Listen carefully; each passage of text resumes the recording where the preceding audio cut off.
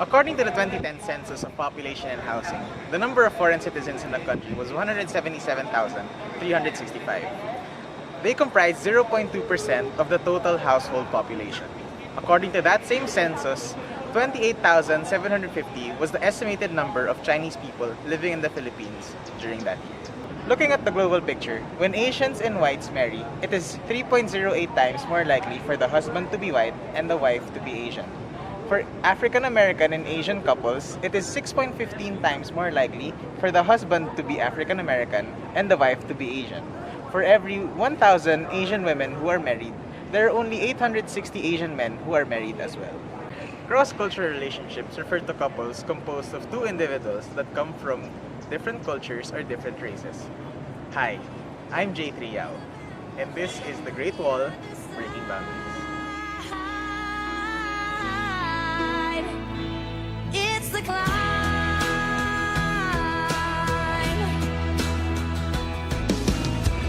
The struggles I'm facing, the chances I'm taking, sometimes might knock me down. Do you know what the Great Wall is? Of China or of society? Yes. Yeah. Yeah? Yes. Yes. Yes. Yeah. Yes, it's in China. What's the Great Wall for you? From your understanding? Which one? The social one? The Or- social one. Oh. Parang you're only allowed to date like Chinese also.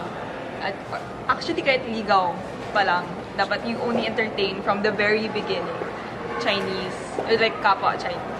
It's like when a Chinese girl or a Chinese boy, and then like if ever na this Filipino person or not of a Chinese culture tries to make ligaw the person, tapos there's this wall.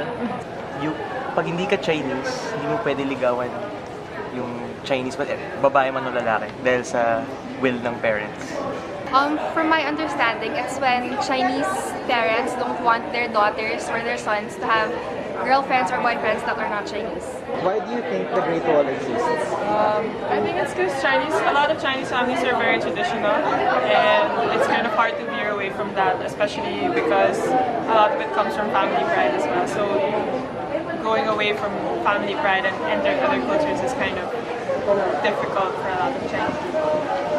Well, I guess kasi yung mga Chinese, like Asian culture, they want to preserve it kasi.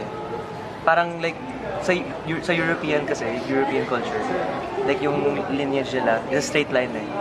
Yung sa Asians naman, it's a cycle, like paulit-ulit lang siya. Like parang mga dynasty. The Chinese has this parang idea or belief that protecting one's culture. Last question, do you agree with the Great Wall? No. I don't really agree. Pero in a way, I understand the parents ko or the upper generation, the previous generations parang beliefs. Hindi ako agree sa Great Wall kasi, di ba, hindi mo mapili kung sino magugustuhan mo, kanino ka may in love. So hindi dapat barrier yon sa makasama natin kasi talaga gusto natin sa buhay. The Great Wall phenomenon refers to how Chinese families discourage non-Chinese suitors from pursuing their family members in romantic relationships. Now let's see what the experts have to say. To add, there's two groups, the Mestizo Sangle and the Mestizo Espanol. So that's the Tisoys, like the half Spanish. So they tend to, historically, there's discrimination that the Tisoys are better looking than the Chinoys. The Chinoys for them are slightly diminished because of the Chinese in their blood. So they're not as tasteful because it's not just the relationship but also the culture that the couple brings in to the relationship and to the future family. I have a friend, she's Filipina but mestiza. So she's mestiza looking Spanish, no? From an affluent family. The guy is a Chinese, right? So immediately people think it's the Chinese who has the money, right? So his mom, being the sister of a governor, right? His mom when she found out that her son has a Filipina girlfriend, she immediately like, ano yan, you know?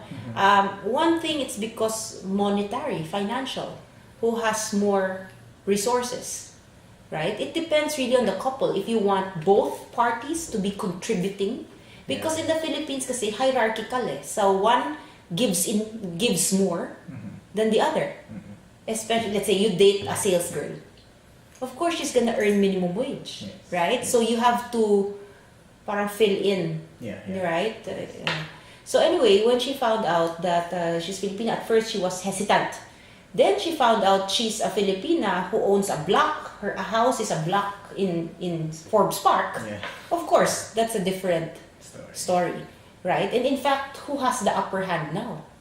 She's practically groveling at her feet, you know, because she has, clearly between the two, she has more resources, right? Simply because of the difference in culture. My father said that somehow it's in the blood, and I don't quite understand what he meant by that. One of them is culture. Religion is between two people. You know? When religion comes in, and both of them, for example, if one was a Muslim and the other one wasn't, and that he's allowed to marry 5 women, then I think that would create a cultural divide immediately. In a Chinese family, they have very high expectation of how a girl should be or a guy should be. For example, in a traditional Chinese family, the guys are always benefit more than the girls. That is the traditional type. Means that the boys in a family's, for example, financial wealth, the boys will be given more percentage in value compared to a female daughter, sibling. It's because the Chinese feel that there's inequality, like the boys should be the breadwinner, making a living, compared to the girls, that they believe that the girls would be more of a homebody. So that's why they give extra to the boys, so that the boys will be the one to support their wife.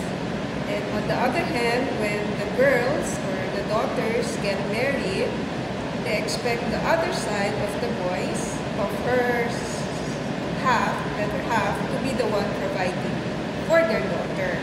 So that's why there's inequality in that sense.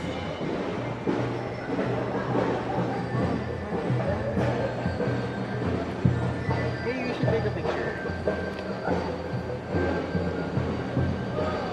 And then one more time.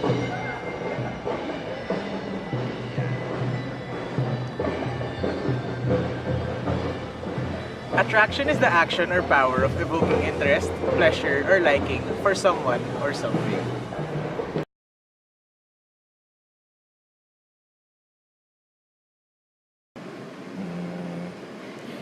Go first.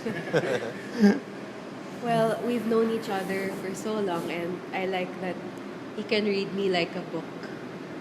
Yeah, in fact, he knows me so well, he buys me clothes, and he never gets the sizes wrong. Yeah. For her naman, what I like is that she's always sweet and she's always caring. So he was very open to listening to my background, and not just like the positive things but also negative things or like my insecurities. Like he accepts them kasi and kind of makes them sound like, oh, you know, it's not so bad, or the things that I don't like about myself, like either physically or not physically. And he sees them as something, well, cheesy term, as something beautiful. Like it's not like for you, oh my gosh, I hate this, I'm so like this, but then he sees it in a positive light. So it made me think of myself in a better way. I guess one of the things that really helped was I was studying for this exam because that he was done with now for work, like as MTs. And he volunteered to help me study. Like, who does that, right? After work, he volunteered to help me study.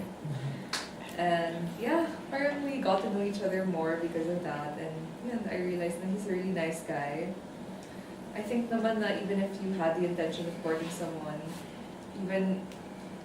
not everyone would be willing to go through that. Like, to pick me up from the house, go out, go to a coffee shop to study, and help me. Like, he genuinely wanted me to do well in the exam. So that's when I realized na, oh, he's a really nice guy pala. And super ma-effort. My favorite thing about her is that she's really a kind person. She normally thinks of others first before she thinks of herself. She's really not a shallow person.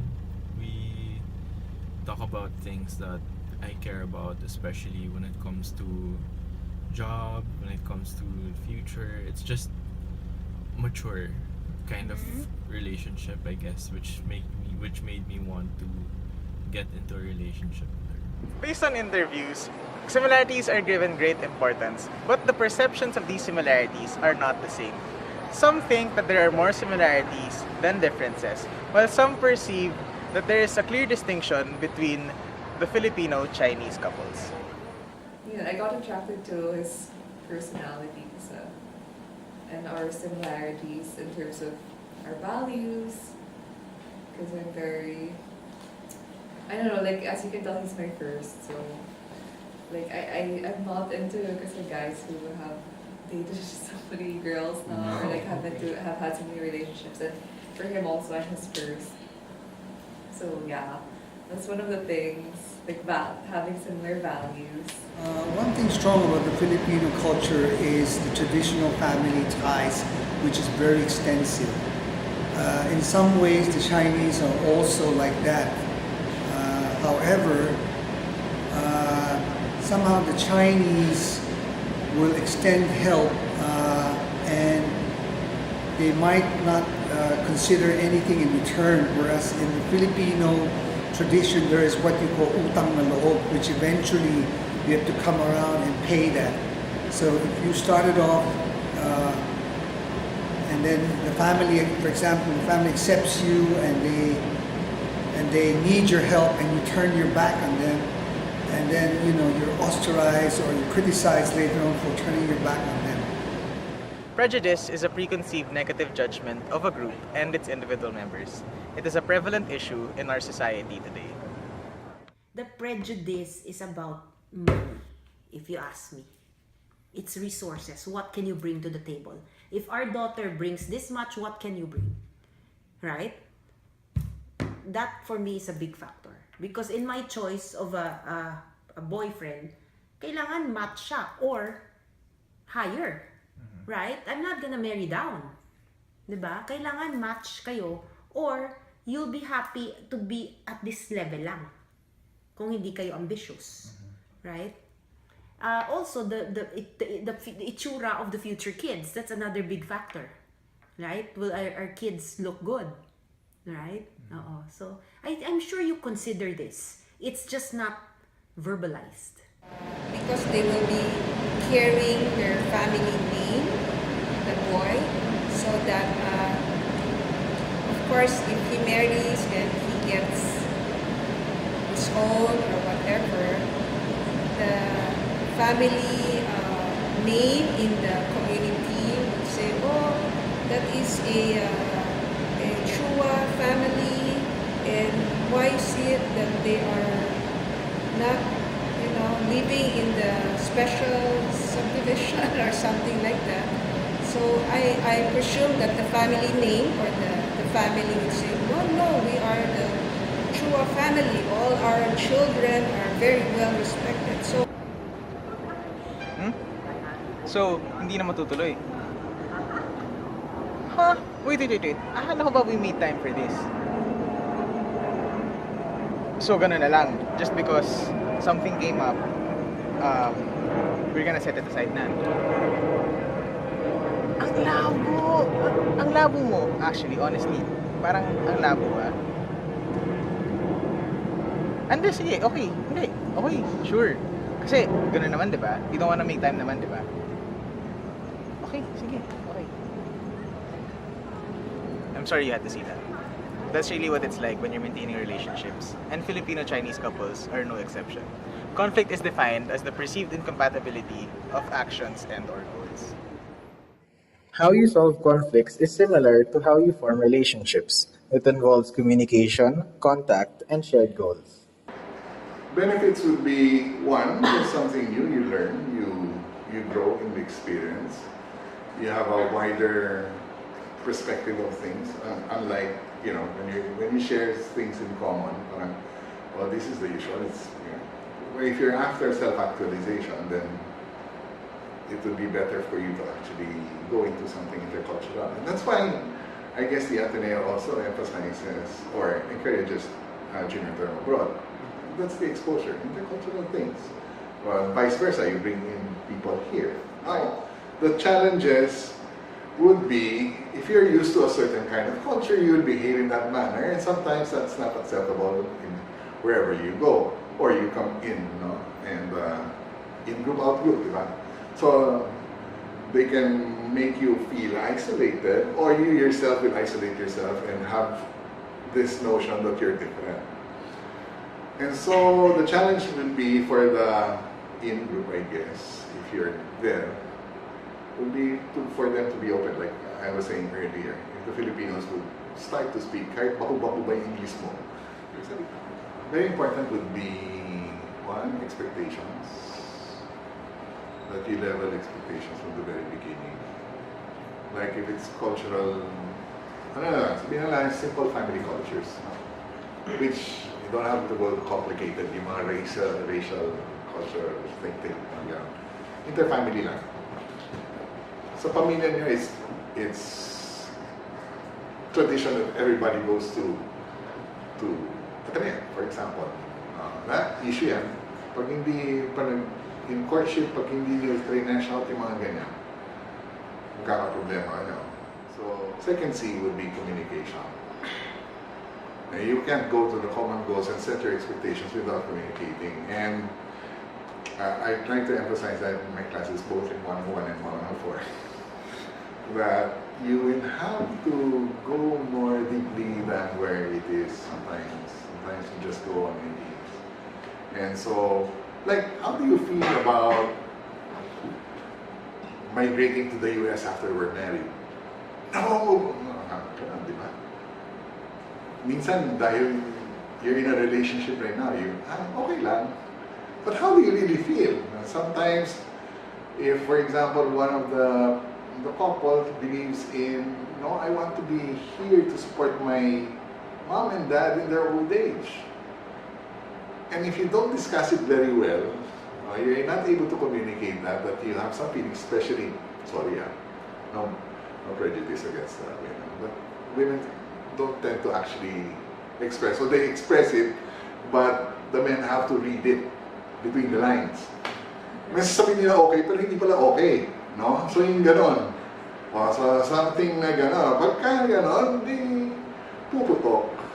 Ritual is a social cultural phenomenon wherein traditional Chinese families prefer and encourage their children to date and marry only Chinese individuals. However, we learn that the Great Wall is not based on the suitor's culture, but whether he or she is of the same or greater status.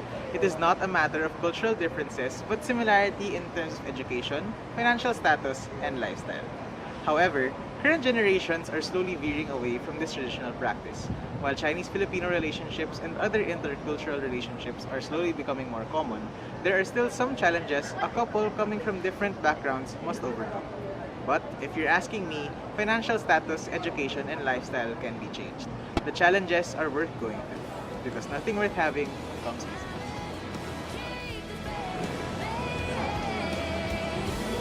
Yeah.